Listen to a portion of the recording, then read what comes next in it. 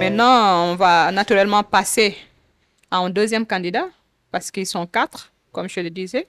On va passer à qui? Chez Hadim. Voilà, donc Hadim, il a travaillé sur le quartier de la Médina. Donc, je vais laisser le soin à M. Antonio de relever son étude, son analyse. Voilà, et peut-être à M. Dean pour parler des pistes de solutions qu'il a proposées, Hadim. Et vous deux, en fait, d'ailleurs. Donc, je vous laisse le soin de parler de son analyse et de l'état des faits qu'il a relevé. Il a fait son étude sur la Médina, où il est allé sur site et pouvoir énumérer les différents problèmes qu'il a rencontrés. Donc, pour Hadim, euh, il a fait déjà une historique de la région. Il a dit que la Médina a vu le jour, c'est en 1914, après que le gouvernement colonial a décidé de déplacer des populations autochtones hors du centre-ville pour certaines raisons d'hygiène. Donc, on peut dire que Médina, à la base, c'était une région qui a été faite par rapport à ces différents autochtones qu'on avait déplacés du centre-ville vers cette région-là, par rapport au manque d'hygiène je crois que c'était par rapport à la peste, quoi. Pendant cette période, il y avait la peste. Donc, voilà, c'était pour un problème sanitaire, donc on avait déplacé des populations vers cette zone. Donc, lui, son plus grand constat qu'il a fait, c'est juste par rapport à l'encombrement. Et il a juste mis l'accent sur l'encombrement des occupations anarchiques de certains véhicules ou bien des marchands. Donc, surtout, son travail tourne autour de l'encombrement, de la mobilité au niveau de la zone de Médina. Donc, c'est juste sur ça qu'il s'est vraiment concentré. Il a proposé un début de solution. Déjà, pour pallier à l'encombrement, il a décidé de créer un parking à niveau. Donc, un parking, voilà, un seul lieu où pourra se réunir toutes les voitures, les garer. Donc c'est comme si vous avez une maison en étage, mais où chaque plateau est destiné à recevoir juste des véhicules. Tout l'immeuble, c'est juste pour recevoir des... Ouais, juste pour les recevoir des véhicules, avec des rampes d'accès pour pouvoir facilement accéder à chaque niveau. Donc, c'est ce que lui, il a noté. Justement, Mhm. c'est une solution que j'ai vue. Il y a Mhm. un extrait de vidéo que j'ai vu. Oui. Par rapport au Japon, Mhm. il y a des immeubles comme ça. Oui, oui, c'est des parkings, voilà. Comme ça, tout le monde vient. C'est une Mhm. solution qu'on peut apprécier. Oui, c'est une solution qu'on peut accepter, mais dans la mesure où tout le monde a cette accessibilité. Si ma maison est, c'est pas 5 km, comment je fais pour garer ma voiture à 5 km et chaque matin me lever, me taper tout cet itinéraire pour aller chercher mon véhicule? Bon, sur son étude à lui, je pense qu'il a proposé qu'un seul. Sûrement, c'est une zone qui n'est pas exploitable. C'est là qu'il a décidé de mettre son parking. Ce seul point-là pourra desservir tout le monde? Je ne pense pas. Et puis, exactement. Et puis avec, on va dire, toutes les activités qu'il y a là-bas, il y a, on va dire, les particuliers, il y a les commerces, il y a tous les vendeurs, il y a les pharmacies, il y a, on peut trouver quand même pas mal de trucs et je me dis que surtout un seul bâtiment, on va dire, suivant son idée, peut-être n'est pas assez pour tout Médina. Pas raisonnable. Et aussi, je conçois que ça peut permettre un flux, je dirais, moins rapide ou moins énorme, dans le sens où il n'y a pas énormément de voitures et tout. Mais Médina aussi, le problème, c'est que Mhm. c'est un entre-deux. On entre deux. Il y a un quartier avant et il y a un quartier après. OK. Tout le monde, donc si ce sont des gens qui n'habitent pas forcément à Médina, peuvent passer par Médina pour aller autre part. Donc Mhm. parfois, ça peut servir de raccourci. D'accord. Du coup, D'accord. ce parking, s'il appartient à ce quartier, est-ce que il est libre ou ce ne sera autorisé qu'à un nombre de personnes? Mhm. Parce que généralement, ce genre de bâtiment avec des parkings, tu as un enregistrement, tu enregistres, Oui, bien sûr. tu as ta place. Bien sûr. C'est pas qu'aujourd'hui tu vas monter, tu vas choisir, ok, moi, je vais garer au premier parce que quelqu'un a garé là, à ma place hier. Aujourd'hui, demain, je vais garer au quatrième parce que quelqu'un a garé à ma place au premier. C'est quelque chose qui ne fonctionne pas aussi facilement comme ça. Parce qu'il y a de la sécurité. On est à Médina, encore une fois. Mhm. Mhm. Il y a des zones qui ne sont pas forcément fréquentables. Mhm. Euh, si, je dirais même que je plonge même dans l'idée que je viens d'énoncer. Est-ce que la zone qu'il a exploitée est une zone fréquentable? Est-ce que c'est une bonne zone dans le sens où quand il fait nuit, j'ai le cœur tranquille quand je dors, je me dis, ok, ma voiture est garée là-bas. Est-ce que demain, je la reverrai? Est-ce qu'il y aura un système qui me permettra justement de me mettre en confiance sur ce projet? Mhm. C'est une organisation. Une C'est un organisation. bâtiment. Normalement, il doit y avoir un gardien, une organisation nécessaire. Et à part le parking, est-ce qu'il a souligné d'autres pistes Il, de solutions il pour a, lutter contre l'encombrement, justement? bon, on va dire l'encombrement, je pense que pour lui, c'est plus en termes de destination, de circulation. OK. Ah, OK, d'accord. Plus de circulation. OK. Mais c'est vrai que là-bas, quand même, on peut trouver pas mal de choses. C'est quand même accessible, on va dire Mm. à tous. D'accord. Et je pense que pour lui, peut-être c'est le fait que là-bas, ça soit trop serré. Dans le Mm. sens où, bah voilà, il y a les rues, la route principale, les routes secondaires. Parmi les routes secondaires, il y a des rues qui sont même plus secondaires parce qu'il y a des gens qui jettent, par exemple, des poubelles sur la route. Mhm. Ça, on en voit. Tu vas aller dans des rues telles, tu vas voir. Là-bas, D'accord. tu peux même plus passer parce qu'il y a des gens qui se sont placés là, tellement des marchés ou des bouts de marché qui s'exploitent, Mm. voilà, et qui prennent sur la route. Il n'y a pas vraiment de personnes qui regardent ça. OK.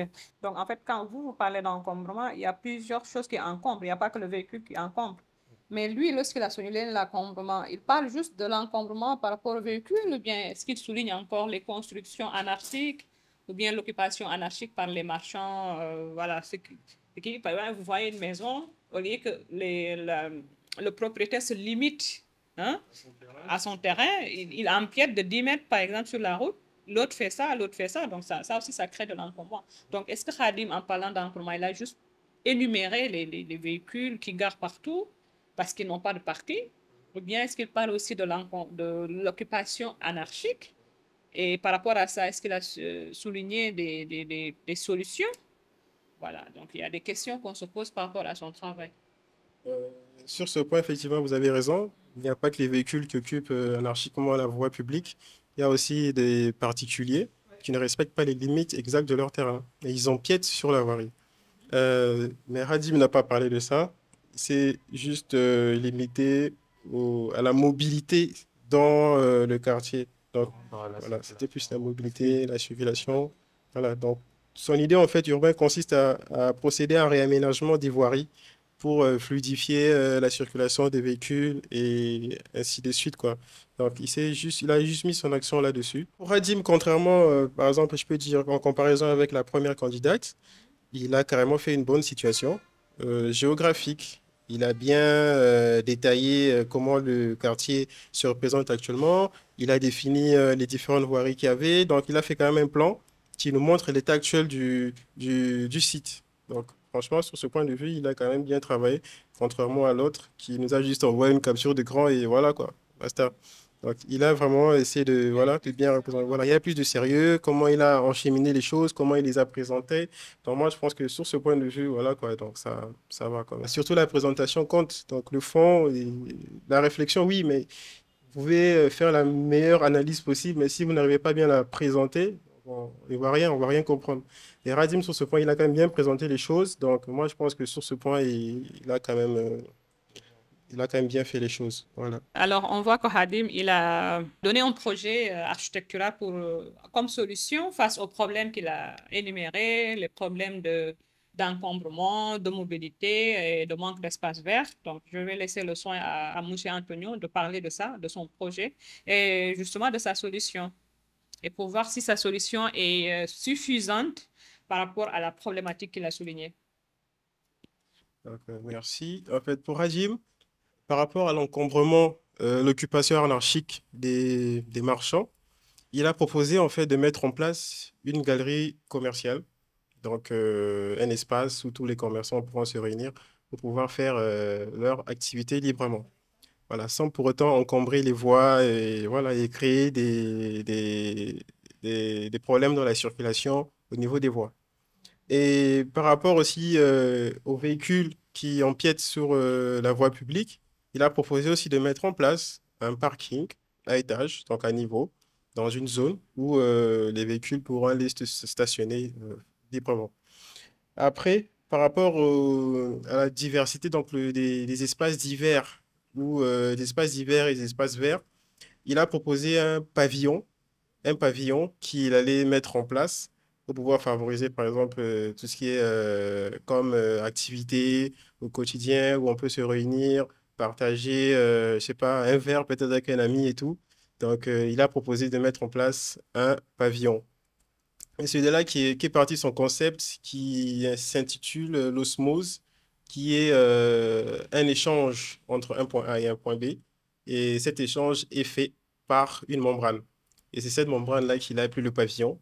L'échange, c'est d'un point A à un point B. Vous êtes un quartier, peut-être du quartier ouest et est, et tout le monde se réunit au niveau de ce pavillon pour pouvoir partager. Et voilà quoi. Donc, c'est vraiment le concept de son projet. Et en ce qui concerne le style architectural, il est parti sur un style soudano-sahélien. Donc, voilà. Donc, il a mixé le style soudano-sahélien avec un style contemporain plus moderne.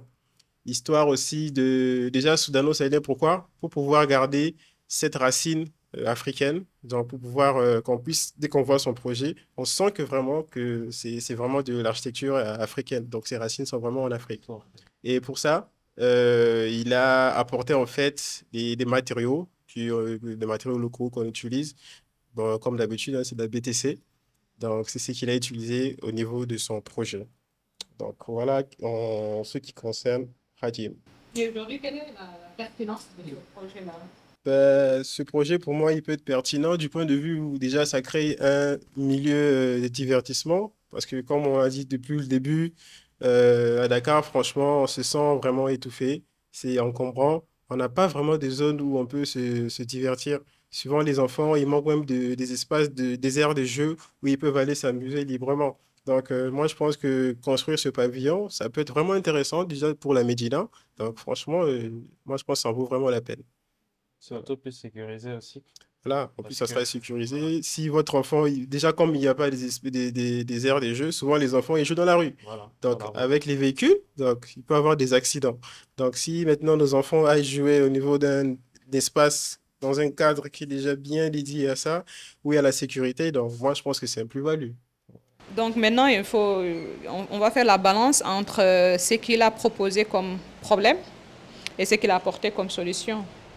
En quelque sorte, c'est apprécier son travail en globalité. Est-ce que son travail totalement satisfaisant ou bien est-ce qu'il y avait des attentes supplémentaires, surtout connaissant tous les problématiques, tous les problèmes que vivent les Médinois? De mon point de vue, euh, il n'y a pas que le problème d'encombrement qui est dans la zone de Médina. Il y a beaucoup de problèmes. Il y a des problèmes d'insécurité, il y a de la pollution, on voit les déchets partout. Donc, il y a vraiment il y a beaucoup de problèmes. Donc, moi, je pense que Radim s'est vraiment focalisé sur un seul problème. À l'échelle vraiment de tout le quartier, je pense pas que c'est seulement l'encombrement que vous pouvez remarquer comme problème. Donc, il y a beaucoup d'autres aspects qu'il aurait pu prendre en compte. Mais je salue quand même son effort parce qu'il a bien présenté les choses et son poumon, son pavillon là. Donc, moi, je pense que vraiment, c'est aussi un- Ouais, une bonne affaire, hein, je veux dire, un bon investissement. Donc, voilà quoi. et aussi, quand même, l'encombrement, on dirait que c'est assez global au Sénégal, hein. Ouais. Pas C'est pas seulement à la seulement dans un Médina. quartier plus ou moins ciblé. C'est-à-dire, là, je sors, je n'aurai pas forcément une chaussée Mm, accessible. Pour moi, je marche, il y a un bus garé devant moi. Je vais l'esquiver. Et si je l'esquive, mm. je me trouve sur la route. Ouais. Et du coup, on empiète déjà sur un espace sur lequel moi, je suis supposé, en tant que piéton, marcher. Mais ce n'est pas le cas. Ouais. Du coup, je dirais que c'est... Voilà, c'est pas plus que ça, quoi. C'est un problème vraiment si je dis à grande échelle. En fait, si je comprends bien, selon vous, il y a des problèmes peut-être particuliers que vivent les Médinois, genre, parce que vous avez commencé votre argumentaire par dire que ce qu'il a énuméré, ça se passe pas seulement à la Médina. Peut-être c'est le problème qu'on rencontre au Parcelles Assainies aussi, c'est un problème qu'on rencontre à Kermassar, voilà. Mais aujourd'hui, puisque lui, son travail s'était accentué sur Médina, est-ce qu'il aurait pu souligner un problème particulier que vivent les Médinois et essayer d'apporter une solution? Oui, Ou bien je vous... pense oui.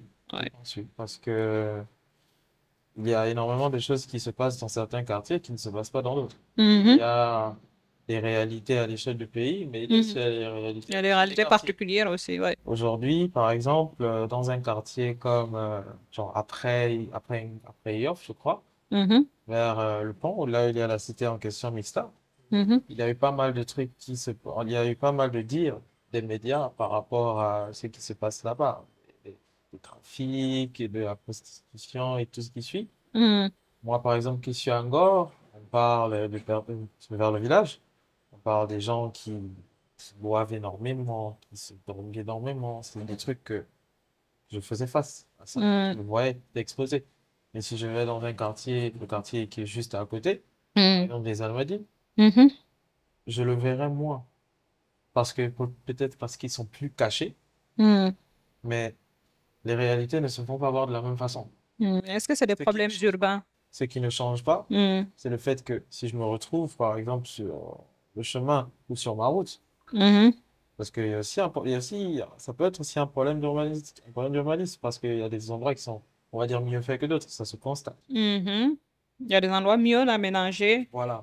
qui Je ne veux laissent dire, je veux pas dire la que ça. place, par exemple, à la criminalité ou bien à la Exactement, prostitution, exactement. parce que c'est pas adapté tout Il simplement. peut avoir raison dans son étude, dans le sens où Oui. ça peut régler un grand problème, Mhm, parce que même si l'encombrement, c'est vrai que ça se fait partout, mais peut-être que ça va débloquer quelque chose mhm. surtout dans la Médina.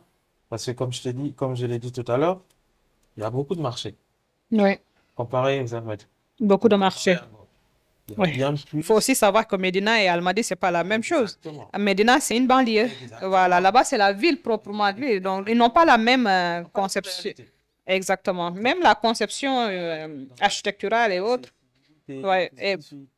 Voilà. est-ce qu'on peut les comparer? Parce que là, comme le sujet accès à l'habitat urbain, Justement, je le compare dans hmm, juste la partie de encombrement urbain. l'encombrement. Dans le Mais sens, aujourd'hui, avec les solutions, par exemple, qu'ils ont suggérées pour que cet encombrement puisse être éradiqué, parce que là, ils parlent de les véhicules qui sont stationnés un peu partout là. On va créer un parking ou des parkings pour les bloquer quelque part. Donc, il n'y aura plus cet encombrement-là. De deux, on va créer des espaces verts, des espaces de loisirs. Voilà, voilà. Est-ce que maintenant, c'est pas pour se rapprocher de ces habitations et donc pour ne plus vivre des problèmes de sécurité, par exemple, des problèmes de prostitution? En fait, un problème, pas une forcément, solution pour donc pouvoir, forcément, on va mettre en éradication. voilà, pour pouvoir éradiquer les autres qui vont venir. Parce qu'il y a des autres problèmes qui sont des conséquences des premiers, par exemple, de l'encombrement ou bien voilà.